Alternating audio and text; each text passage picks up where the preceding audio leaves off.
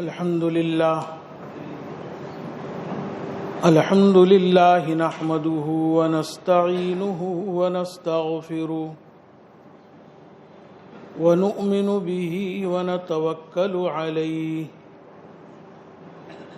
ونعوذ بالله من شرور أنفسنا ومن سيئات أعمالنا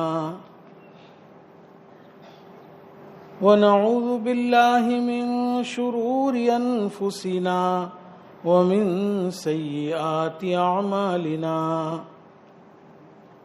من يهده الله فلا مضل له ومن يضلله فلا هادي له ونشهد أن لا إله إلا الله وحده لا شريك له ونشهد أن سيدنا وحبيبنا ونبينا ومولانا محمدا عبده ورسوله صلى الله تعالى على خير خلقه محمد وعلى آله وأصحابه وبارك وسلم تسليما كثيرا كثيرا أما بعد فأعوذ بالله من الشيطان الرجيم بسم الله الرحمن الرحيم وعباد الرحمن الذين يمشون على الأرض هونا وإذا خاطبهم الجاهلون قالوا سلاما والذين يبيتون لربهم سجدا وقياما رحمان کے بندوں کی چوتھی صفت یہ بتلائی گئی تھی کہ وہ اپنے رب کے سامنے رات گزارتے ہیں قیام اور سجود کی حالت میں۔ اس سلسلے میں چند باتیں بھی عرض کی گئی تھی اور کچھ روایتیں بھی عرض کی گئی تھی، ذکر کی گئی تھی، اور بھی چند روایتیں ہیں۔ ترمذی شریف میں روایت ہے حضرت عبداللہ ابن سلام رضی اللہ تعالی عنہ کی، جب رسول اللہ صلی اللہ علیہ وسلم مدینہ منورہ ہجرت کر کے تشریف لے گئے تو مدینہ کے لوگ آپ کی زیارت کے لیے دوڑ پڑے۔ عبداللہ ابن سلام رضی اللہ تعالیٰ عنہ جو ایک یہودی عالم تھے اور رسول اللہ صلی اللہ علیہ وسلم کے سلسلے میں انہوں نے تورات میں بشارتیں اور پیشین گوئیاں پڑھی تھی، تو وہ بھی لوگوں کے ساتھ آپ کی زیارت کے لیے نکل پڑے۔ جیسے ہی رسول اللہ صلی اللہ علیہ وسلم کے چہرے انور پر نظر پڑی تو فرمانے لگے کہ یہ جھوٹے آدمی کا چہرہ نہیں ہو سکتا ہے۔ تو فرماتے کہ اس وقت سب سے پہلے رسول اللہ صلی اللہ علیہ وسلم کی زبان مبارک سے جو میں نے بات سنی، جو حدیث سنی، وہ یہ تھی: یا ایھا الناس افشوا السلام اطعموا الطعام صلوا الارحام وصلوا باللیل والناس نیام۔ اے لوگو، سلام کو خوب پھیلاؤ۔ سلام ہر جانے پہچانے شخص سے اگر کیا جاتا ہے تو یہ اخلاص کی دلیل ہوتی ہے، اس لیے کہ جب انسان اپنے جان پہچان والوں ہی کو سلام کرتا ہے اور اجنبی مسلمان جن سے کوئی تعارف تعلق نہ ہو اس کو سلام نہیں کرتا ہے تو اس کا مطلب اس کے سلام میں اخلاص نہیں ہے۔ امام نووی رحمۃ اللہ علیہ شارح مسلم نے، جہاں مسلم شریف میں روایت آتی ہے کہ سلام کرو ہر اس شخص کو جس کو پہچانتے ہو اور اس شخص کو بھی جس کو نہیں پہچانتے ہو، اس کی شرح کرتے ہوئے لکھا ہے کہ ہر کس و ناکس کو، ہر صاحب معرفت کو، ہر اجنبی کو سلام کرنا، یہ دلیل ہے کہ اس کے دل میں ہر مسلمان کے تعلق سے محبت ہے اور یہ اخلاص کی دلیل ہے۔ ایک روایت میں آپ نے فرمایا کہ تم جنت میں نہیں جا سکتے ہو جب تک کہ تم آپس میں ایک دوسرے سے محبت نہ رکھو، اور کیا میں تمہیں ایسی چیز نہ بتلاؤں جو تمہیں ایک دوسرے سے محبت کرنے پر ابھارے، برانگیختہ کرے؟ افشوا السلام بینکم، آپس میں سلام کو خوب پھیلاؤ۔ تو پہلی بات آپ نے یہ ارشاد فرمائی، افشوا السلام، اے لوگوں سلام کو خوب پھیلاؤ۔ دوسری بات اطعموا الطعام، کھانا کھلاؤ۔ تیسری بات صلوا الارحام، رشتے ناتوں کو جوڑو، صلہ رحمی کرو۔ اور چوتھی بات صلوا باللیل والناس نیام، کہ رات میں جب سارے لوگ سوئے ہوتے ہیں اس وقت تم نماز کا اہتمام کرو، تہجد کا اہتمام کرو۔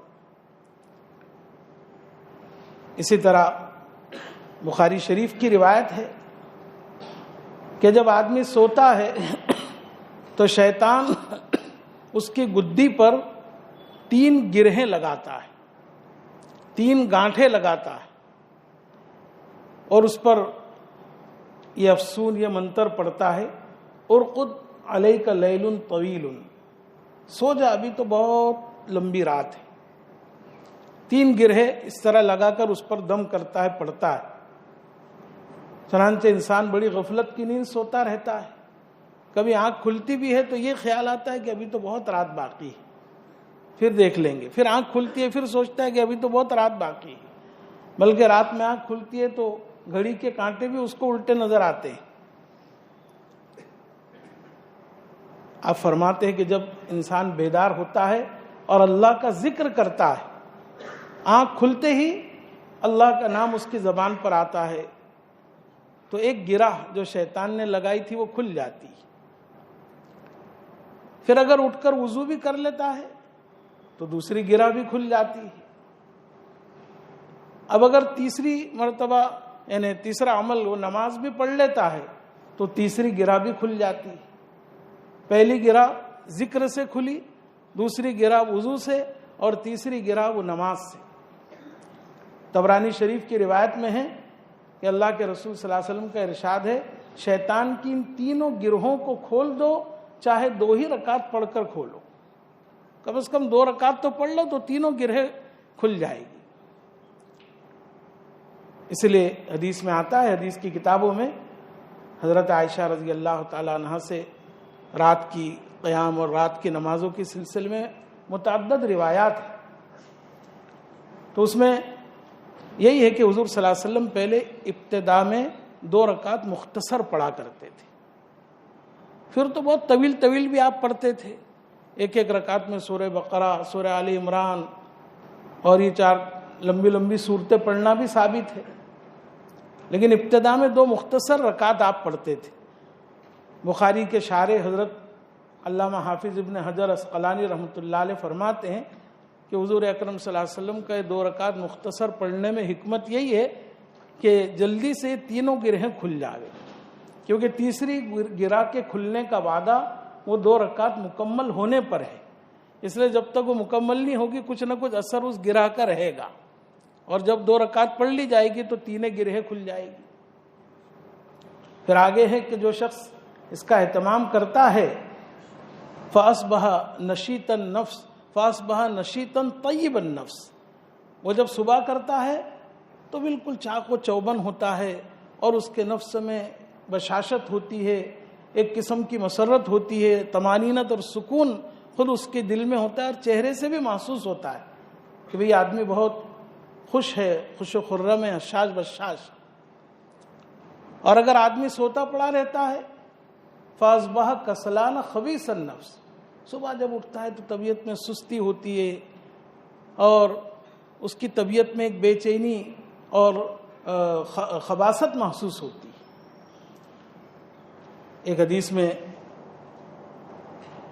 رسول اللہ صلی اللہ علیہ وسلم کا ارشاد ہے، آپ فرماتے کہ میں نے خواب میں اللہ تعالیٰ کو ایک خوبصورت نوجوان کی شکل میں دیکھا، اللہ تعالیٰ شکل سے، صورت سے، جیسے انسانوں کا جسم ہے، اس سے پاک صاف ہے، لیکن خواب میں بہرحال اللہ کو کسی شکل میں دیکھا جا سکتا ہے۔ تو میں نے اللہ تعالیٰ کو ایک نوجوان خوبصورت شکل میں دیکھا، تو اللہ تعالیٰ نے پوچھا فیما یختصم ملأ الاعلی، اوپر کے فرشتے کس چیز میں بحث کر رہے ہیں، کس چیز میں گفتگو کر رہے ہیں؟ تو میں نے جواب دیا کہ مجھے نہیں معلوم۔ تو اللہ تبارک و تعالیٰ نے اپنا ہاتھ میرے سینے پر رکھا، جس کی ٹھنڈک میں نے پشت میں محسوس کی۔ اب یہ نہ سمجھا جائے کہ اللہ کا ہاتھ ایسا ہے جیسا ہمارا ہوتا ہے، جیسی اس کی شان کے لائق ہو۔ پھر اللہ تعالیٰ نے پوچھا اب بتلاؤ فیما یختصم الملأ الاعلی، اوپر کے فرشتے کس چیز میں بحث کر رہے ہیں؟ تو اس وقت حضور صلی اللہ علیہ وسلم کے سامنے وہ منظر آ گیا اور فرشتوں کی باتیں آپ نے سنی، تو عرض کیا اللہ کے سامنے کہ یہ اس سلسلے میں بحث کر رہے ہیں کہ بندوں کے درجات کس چیز سے بلند ہوں گے، بلند درجات پر ایک مومن کیسے پہنچے گا؟ تو بعض فرشتوں نے جواب دیا کہ رات کے قیام سے، شب بیداری سے انسان کے درجات بلند ہوں گے۔ اس لیے اقبال کا شعر ہے نا، عطار ہو یا رومی راضی ہو غزالی، عطار ہو یا رومی راضی ہو غزالی، کچھ ہاتھ نہیں آتا بن آہ سحر گائی۔ حضرت سفیان ثوری رحمۃ اللہ علیہ، بلکہ اور کسی بزرگ کا مقولہ ہے، حضرت سفیان کی طرف بھی کسی کتاب میں پڑھا تھا کہ اللہ تبارک و تعالیٰ نے رات کی عبادت کی جو حلاوت اور لذت ہمیں عطا فرمائی، اگر ان سلاطین کو معلوم ہو جائے، بادشاہوں کو معلوم ہو جائے، تو یہ تلواروں سے لڑ لڑ کر ہم سے یہ لے لے، لیکن ابھی یہ اس لذت اور حلاوت سے ناآشنا ہے، اس لیے ہمارے مقابلے میں نہیں آتے۔ اگر اس کی حلاوت اور لذت ہمیں معلوم ہو جائے تو تلواروں سے لڑ لڑ کر اس نعمت کو ہم سے چھین لے اور لے لے۔ بہرحال ایک روایت میں ہے کہ جب رات کا آخری تہائی حصہ باقی رہ جاتا ہے، 2/3 ختم ہو جاتے ہیں اور رات کا آخری تہائی حصہ باقی رہتا ہے، تو اللہ تبارک و تعالیٰ اس سمائے دنیا پر، اس دنیا سے متصل جو آسمان ہے اس پر اترتا ہے جیسے اس کی شان کے لائق ہو۔ اور بعض علماء کہتے ہیں کہ اللہ اپنی توجہ فرماتا ہے اور اللہ تعالیٰ کی طرف سے سوال ہوتا ہے کوئی سائل، حل من سائل اعطیتہ، کوئی سوال کرنے والا ہے کہ میں اس کو عطا کروں، ہے کوئی حاجت مند کہ میں اس کی حاجت پوری کروں، ہے کوئی مغفرت چاہنے والا، گناہوں کی بخشش چاہنے والا کہ میں اس کے گناہوں کو معاف کروں۔ اب اللہ تعالیٰ کی طرف سے اعلان ہوتا ہے اور ہم سوتے پڑے رہتے ہیں۔ اگر دنیا کے کسی وزیر کی طرف سے اعلان ہو جائے کہ رات کے 3 بجے سے آج بخشش کا بازار گرم ہوگا، جو مانگے گا اس کو دیا جائے گا، پوری رات نہیں سوئیں گے اور سب سے پہلے نمبر لگائیں گے، بھیڑ کریں گے، ایک دوسرے کو دھکے دیں گے کہ آج ہم کو کچھ نہ کچھ ملنے والا ہے۔ اور اللہ تعالیٰ کی طرف سے اعلان ہوتا ہے، بلکہ ایک حدیث میں فرمایا گیا کہ جب انسان وضو کر کے اللہ کا ذکر کرتے ہوئے سو جاتا ہے، سنت طریقہ یہ ہے کہ وضو سے سوئے آدمی، اللہ کا ذکر کر کے سوئے، تسبیحات فاطمی، اسی طریقے سے 4 قل، سورہ بقرہ کے اوائل اواخر، اور ذکر کرتا کرتا سو جائے وضو کے ساتھ۔ اور پھر جب آنکھ کھلے، اچانک جب آنکھ کھلے اور فوراً اس وقت اللہ سے دعا مانگے، تو جو دعا مانگے گا اللہ اس کی دعا کو قبول کرے گا۔ آج بہت ساری ہماری حاجات ہے جس کے بارے میں ہم پریشان رہتے ہیں اور اس کے لیے مختلف تدابیر کرتے ہیں، بزرگوں سے دعاؤں کے لیے کہتے ہیں، لیکن یہ خود وعدہ اللہ کے رسول فرما رہے ہیں، آنکھ کھلے اور فوراً دعا مانگے، جو مانگے گا وہ اللہ عطا فرمائے گا۔ شرط ہے کہ وہ گناہ کی دعا نہ ہو، رشتے ناطے کے توڑنے کی دعا نہ ہو، ورنہ جو دعا دین اور دنیا کی مانگے گا اللہ تعالیٰ اس کو عطا فرمائے گا۔ تو یہ رات کے جو آخری وقت ہوتا ہے خصوصاً یہ اللہ کی طرف سے عطا اور بخشش کا وقت ہوتا ہے۔ تو بہرحال ایک روایت پہلے اس سے قبل مجلس میں بھی ذکر کی تھی، ان فی الجنت غرفا کہ جنت میں بڑے بڑے محل ہے اللہ نے بنائے. یرا ظاہرھا من باطنھا و باطنھا من ظاہرھا، اتنے صاف شفاف ہیں کہ اندر سے باہر کا منظر اور باہر سے اندر کا منظر نظر آئے گا. اعدہ اللہ لمن الان الکلام، اللہ تعالیٰ نے تیار کیا وہ محل ان لوگوں کے لیے جو نرم کلامی کرتے ہیں. وَأَطْعَمَ الطَّعَامَ، لوگوں کو کھلاتے ہیں. وَتَابَعَ الصِّيَامَ، اور پے بپے در پہ انہیں روزے رکھتے رہتے ہیں، سال رمضان کے بھی، سال میں بھی مختلف روزے. وَصَلَّى بِاللَّيْلِ وَالنَّاسُ نِيَامٌ، اور نماز پڑھتے ہیں اس وقت جبکہ لوگ سوئے ہوئے ہوتے ہیں. تو بہرحال اور بھی اس کے علاوہ بہت ساری احادیث ہے. اسی لیے ان احادیث کے پیش نظر اور ان بشارتوں کے پیش نظر، جیسا کہ گزشتہ بتلایا تھا، رسول اللہ صلی اللہ علیہ وسلم حضرات صحابہ اولیاء اعظام کا معمول رہا کہ ان کی راتیں اللہ کی عبادت سے آباد رہتی تھی. حضرت مغیرہ ابن شعبہ کی روایت کہ حضور صلی اللہ علیہ وسلم کے پیروں پر ورم آ جاتا تھا. حضرت عائشہ کی روایت میں کہ حضور صلی اللہ علیہ وسلم کے پیر پھٹ جاتے تھے، اتنا طویل قیام آپ فرماتے تھے. اور ہمارے اکابرین کے بھی حالات بہت سارے لکھے، ان کے سوانے ہم پڑھتے جائیں تو اندازہ ہوگا کہ کوئی اللہ کا ولی اور ہمارے اکابرین میں سے کوئی ایسا نہیں رہا جو قیام اللیل کا اہتمام نہ کرتا ہو. حضرت فقی الامت رحمۃ اللہ علیہ نے واقعہ بیان کیا، اور حضرت نے بھی اس کو بیان کیا تھا، ان کے مواعظ میں بھی ہے کہ حضرت گنگوہی رحمۃ اللہ علیہ کے ایک مرید تھے حضرت مولانا احمد شاہ. ان کے ایک مرید رہتے تھے، حسن پور کوئی گاؤں ہے، وہاں کے رہنے والے تھے. ان کے ایک مرید تھے، کلکتہ میں رہتے تھے. تو انہوں نے حضرت مولانا احمد شاہ صاحب کو دعوت دی اپنے گھر کی سنگ بنیاد رکھنے کے لیے. اور چونکہ آپ ضعیف بھی ہو چکے تھے تو اس نے یہ بھی کہا کہ کسی خادم کو بھی ساتھ لے آئے. تو مولانا احمد شاہ صاحب نے مولانا احتشام الحسن تھانوی رحمۃ اللہ علیہ ان کو کہا کہ بھی آپ میرے ساتھ رفیق سفر رہیں. یہ مولانا احتشام الحسن تھانوی حضرت جی مولانا الیاس صاحب رحمۃ اللہ علیہ کے برادر نسبتی یعنی صالح ہوتے تھے، اور حضرت شیخ زکریہ رحمۃ اللہ علیہ کے بھی صالح ہوتے تھے. بہرحال سفر کی شروعات ہوئی، ٹرین میں بیٹھے تو حضرت نے فرمایا کہ دیکھو حضور صلی اللہ علیہ وسلم نے سفر میں جاتے وقت امیر بنانے کا حکم دیا ہے. تم نوجوان صالح آدمی ہو اس لیے تم امیر ہو ہمارے سفر کے. انہوں نے بھی قبول کر لیا. اب اتفاق کی بات کے دوران سفر ان کو دست شروع ہو گئے مولانا احمد شاہ صاحب، اور اتنے دست شروع ہو گئے کہ وہ نڈھال ہو گئے، کمزور ہو گئے. ان کی اس حالت کو دیکھ کر مولانا احتشام الحسن تھانوی نے فرمایا، کاندلوی مولانا احتشام الحسن کاندلوی نے فرمایا کہ حضرت میں امیر ہوں آپ کا، میں آپ کو حکم دیتا ہوں کہ آج آپ تہجد میں نہیں اٹھیں گے.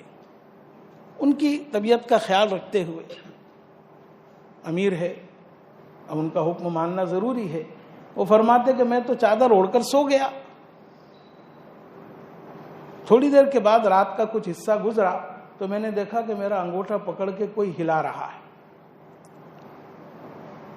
میں اٹھ کر بیٹھا تو دیکھا حضرت زار و قطار رو رہے ہیں. کیا ہو گیا؟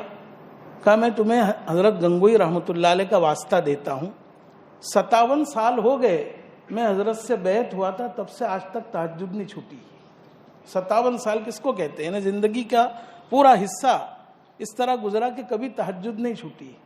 کہ میں تو پانی پانی ہو گیا. میں نے کہا حضرت آپ پڑھ لیجئے تہجد، میں آپ کو نہیں روکنے والا ہوں.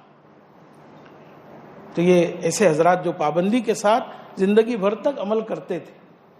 حضرت یہ جب سفر شروع ہوا اس وقت پھر سفر کا مقصد بھی انہوں نے بتلایا کہ یہ سفر ہم اس مقصد سے لے کر رہے ہیں کہ میرے ایک محبت رکھنے والے کلکتہ میں رہتے ہیں، ان کے گھر کی سنگ بنیاد رکھنی ہے.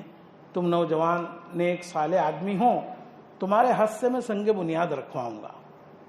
اب جب وہاں پہنچے تو دیکھا کہ بہت بڑا گڑھا کھدا ہوا ہے اور سیڑھی اندر اتاری ہوئی ہے، سیڑھی سے چڑھنا اترنا تھا۔ جب سنگ بنیاد کا موقع آیا تو حضرت خود اتر گئے، اپنے ہاتھ سے اینٹ رکھی، دعا کر دی اور اوپر آ گئے۔ پھر ایک اور واقعہ پیش آیا کہ وہ صاحب خانہ نے بڑی کثیر رقم ہدیے میں دینی چاہی تو مولانا احمد شاہ صاحب نے انکار کر دیا، بھی مجھے نہیں ضرورت ہے، نہیں چاہیے۔ مسجد میں نماز کے لیے گئے، ایک معمولی سا غریب آدمی تھا، اس نے 2-4 روپے دیے تو حضرت نے قبول کر لیا۔ سفر سے واپسی پر انہوں نے حضرت سے کہا کہ حضرت آپ کی کچھ باتیں سمجھ میں نہیں آ رہی، آپ مجھے لے کر تو گئے تھے اس لیے تاکہ میرے ہاتھ سے سنگ بنیاد رکھوائے، لیکن آپ خود اترے، آپ نے سنگ بنیاد رکھی۔ تو اصل میں بات یہ تھی کہ میں نے دیکھا کہ بہت ہی گہرا گڑھا ہے، خدا نہ خواستہ ادھر ادھر سے مٹی گر گئی، تم نیک نوجوان صالح آدمی ہو، اللہ کو تم سے بہت کام لینا ہے بھی، تم اگر مر گئے تو دین کا کام رک جائے گا، میں تو بوڑھا ہو گیا ہوں، بیکار ہو گیا، مر بھی گیا تو کوئی فرق پڑنے والا نہیں، اس لیے میں اتر گیا، کہ ایسا نہ ہو کہ تم مر جاؤ اور تمہیں کوئی تکلیف پہنچے۔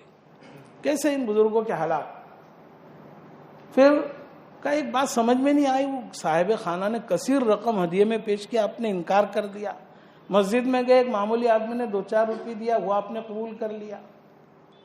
تو فرمایا کہ جب میں گھر سے نکلا تو میرے اوپر کافی قرض تھا اور میں اللہ سے دعا کر رہا تھا کہ اللہ قرض کی ادائیگی کی شکل پیدا فرما دے۔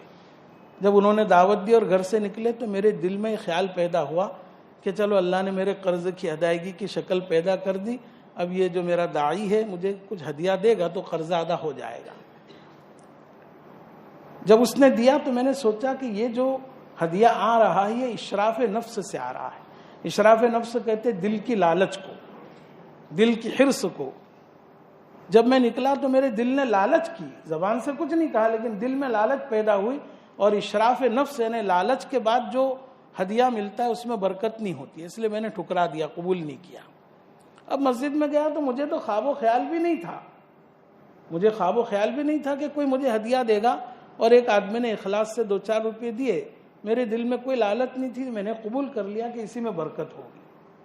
تو ہمارے ان اکابر اور بزرگوں کے ایک ایک عمل میں ہمارے لیے سبق ملتا ہے۔ ایک بزرگ تھے، ان کے ہاں فاقہ تھا، چہرے سے فاقے کے آثار معلوم ہو رہے تھے۔ ایک مرید سمجھ گیا اور اٹھ کر کے جانے لگا اور ایک طباق میں کھانا لے آیا تو انکار کر دیا کہ میں نہیں کھاؤں گا۔ وہ مرید بھی بڑا چالاک تھا، سمجھ گیا کہ میں جب اٹھ کر گیا تو شاید ان کے دل میں کچھ اشراف یعنی یہ لالچ پیدا ہوئی کیونکہ کچھ آ رہا ہے۔ چپ چاپ وہ لے کر چلا گیا، غائب ہو گیا نظروں سے۔ پھر تھوڑی دیر کے بعد لے کر کے آیا، اب قبول کر لیا۔ پھر کسی مرید نے پوچھا کہ یہ کیا حضرت، پہلے بھی تو یہی لایا، آپ نے انکار کیا، دوسری مرتبہ لا رہا ہے، آپ نے قبول کر لیا۔ کہ جب یہ اٹھ کر گیا تو میرے دل میں خیال آیا کہ میری ضرورت یہ پوری کرے گا، اس لالچ کے نتیجے میں جو آ رہا ہے اس لیے میں نے قبول نہیں کیا۔ اب جب وہ چلا گیا تو میں نا امید ہو گیا کہ اب تو میں نے انکار کر دیا ہے، لانے والا نہیں ہے، تو اب بغیر لالچ کے ملا، اس لیے اس میں برکت ہوگی، اس لیے میں نے قبول کر لیا۔ بہرحال یہ رحمان کے بندوں کی صفات میں ایک خاص صفت کیا ہے کہ رات ان کی اللہ کے سامنے قیام اور سجود کی حالت میں گزرتی ہے۔ امام غزالی رحمۃ اللہ علیہ نے کچھ ایسے ظاہری اور باطنی اعمال بتلائے کہ جس کے کرنے سے تہجد کا اور قیام اللیل کا اہتمام اور توفیق نصیب ہوتی ہے، اور کچھ چیزیں بچنے کی بھی ہے جن سے بچنا ضروری ہے۔ ان میں سے پہلی چیز یہ ہے کہ رات میں بہت پیٹ بھر کر کے آدمی کھانا نہ کھائے، کھانے میں تھوڑی قلت ہو، کمی کرے کھانے میں۔ بہت پیٹ بھر کر آدمی کھاتا ہے تو واقعی گہری نیند لگتی ہے اور اٹھ نہیں پاتا ہے، تو کھانے میں قلت کرے، بہت پیٹ بھر کر کے کھانا نہ کھائے۔ دوسری بات کہ دن میں بہت زیادہ مشقت والے کام نہ کرے۔ ہم میں بہت سارے لوگ ہیں ان کو کوئی مشقت والے کام نہیں ہوتے ہیں، بزنس مین لوگ، تجارت کرنے والے، پڑھنے پڑھانے والے، دماغی کام ہوتا ہے۔ ہم دفتر میں دکان میں دن بھر بیٹھے رہتے ہیں، لیکن بہت سارے مزدور جو بیچارے محنتوں کا کام کرتے ہیں، دن بھر کارخانوں میں گرمی میں اور ادھر سے ادھر جو ہے سامان کے منتقل کرنے میں، وہ محنت مشقت کا کام ہے، بعض مجبور ہے کرنا پڑتا ہے، لیکن جو لوگ اس قسم کا کام نہیں کرتے ہیں تو ان کے لیے فرمایا کہ یہ محنت اور مشقت والے کام نہ کرے تو رات میں اٹھنا آسان ہو جائے گا۔ تیسری چیز، دن میں کچھ قیلولہ کر لے۔ حضرت عمر رضی اللہ تعالیٰ عنہ تو فرماتے تھے کہ قیلولہ کیا کرو کیونکہ شیطان قیلولہ نہیں کرتا ہے۔ اب ہمارا نظام کیا ہے، صبح سے سوتے رہتے 11 بجے تک 12 بجے تک، پھر 12 بجے تو ہمارا ناشتہ ہوتا ہے اور پھر دن بھر کوئی قیلولہ ہوتا نہیں ہے، پھر رات کا کھانا کوئی 12 بجے کھاتا ہے، کوئی 1 بجے کھاتا ہے۔ جب وہ اتنی دیر سے سوئے گا تو رات میں وہ اٹھے گا ہی کہاں سے، تہجد کیا فجر کی نماز بھی جائے گی۔ چنانچہ ایسا ہی ہوتا ہے، جن لوگوں کا یہ نظام ہے ان کو پوچھو تو فجر کی نماز بھی اکثر و بیشتر ایسے لوگ نہیں پڑھتے ہیں۔ اسی لیے عشاء کے بعد مسامرہ یعنی قصہ گوئی اور بات چیت کو بھی مکروہ لکھا ہے۔ عشاء کی نماز ہو جائے، جلدی سے سونے کی تیاری کرنی چاہیے۔ حضرت عمر رضی اللہ تعالیٰ عنہ تو عشاء کے بعد اگر کوئی قصے کہانی اور باتوں میں مشغول ہوتا تو کوڑے لگاتے تھے اور فرماتے تھے جلدی سو تاکہ صبح میں تمہیں تہجد میں اٹھنے میں مدد ملے۔ تو ایک تو قیلولہ کر لینا چاہیے تھوڑی دیر، اور چوتھی چیز کہ اپنے سر پر گناہوں کا بوجھ نہیں ہونا چاہیے، گناہوں سے اپنے آپ کو بچانے کا اہتمام کرے، ورنہ گناہ کی نحوست یہ ہوتی ہے کہ قیام اللیل کی توفیق اس سے چھین لی جاتی ہے۔ بلکہ اور بھی عبادات کی، ایک بزرگ نے لکھا ہے کہ اگر کسی کی جماعت کی نماز چھوٹتی ہے تو غور کرو وہ بھی کسی معصیت کا نتیجہ ہوگا۔ رات کی نماز تو بہت اونچی نماز ہے، اس لیے معصیت کے بوجھ سے اپنے آپ کو ہلکا کرے۔ پانچویں چیز، اپنے دل کو باطنی جو گناہ ہے جیسے تکبر ہے، کینہ ہے، دوسروں کی تحقیر ہے، حسد ہے، یہ گناہ بھی بہت زیادہ انسان پر اثر کرتے ہیں اور اس کی وجہ سے یہ توفیق چھین لی جاتی ہے، اور جتنا بڑا آدمی ہوتا ہے اتنی اس کی پکڑ بھی جلدی ہوتی ہے۔ حضرت سفیان ثوری رحمۃ اللہ علیہ تہجد گزار تابعی تھے بڑے۔ ایک مرتبہ ایسا ہوا کہ یہ ناغہ ہونے لگی تہجد، 15 ماہ تک پڑھ نہیں سکے، روزانہ ارادہ کرتے نہیں اٹھ پاتے تھے، 15 ماہ بہت روئے دھوئے اللہ کے سامنے، اللہ کون سا گناہ ہو گیا تو معاف فرما دے، مجھے اس پر اطلاع فرما دے۔ چنانچہ اللہ نے دل میں ان کے الہام و القاء کیا کہ ایک آدمی دعا کر رہا تھا اور رو رہا تھا، گڑ گڑا رہا تھا، تم نے اس کے بارے میں بدگمانی کی اور یہ سوچا کہ ریاکار ہے، دکھلاوا کر رہا ہے۔ اس بدگمانی کی وجہ سے یہ توفیق سلب ہو گئی۔ ایسے تو ہم کتنے گناہ کر ڈالتے ہیں، اور جب مجلس قائم ہوتی ہے تو پتہ نہیں بدگمانی کیا، بہتان، غیبتیں، اس کی دل آزاری اور اس کے خلاف سازش ہے، پتہ نہیں کیا کیا کر ڈالتے ہیں، اور پھر احساس بھی نہیں ہوتا ہے کچھ کہ اس کی وجہ سے ہمارے اعمال صالحہ کی توفیق سلب ہو جائے گی۔ تو ان باطنی گناہوں سے بھی اپنے آپ کو بچانا ضروری ہے۔ اسی طرح آخرت کا خوف اور اللہ کے سامنے جواب دہی کا خوف، بار بار اس کو سوچنا چاہیے آدمی کو کہ ایک دن آئے گا کہ اللہ کے سامنے مجھے کھڑا رہنا ہے، اپنی زندگی کا حساب و کتاب دینا ہے۔ جب یہ خوف غالب ہوتا ہے آدمی پر تو نیند اور آنکھ اس کی کھل جاتی ہے، تو توفیق ہوگی کہ بھئی چلو چند رکعتیں پڑھ لوں، اللہ سے معافی مانگ لوں، مغفرت چاہ لوں۔ چھٹی چیز، اللہ تعالیٰ کی محبت غالب ہونی چاہیے۔ اللہم انی اسألک حبک وحب عمل یقربنی الیک، کہ اللہ تیری محبت عطا فرما، ایسا عمل عطا فرما کہ جو تیری محبت مجھے عطا کرے۔ تو اللہ کی محبت جب غالب ہوگی تو انسان کے لیے مشقتیں اٹھانا بھی آسان ہو جائے گا۔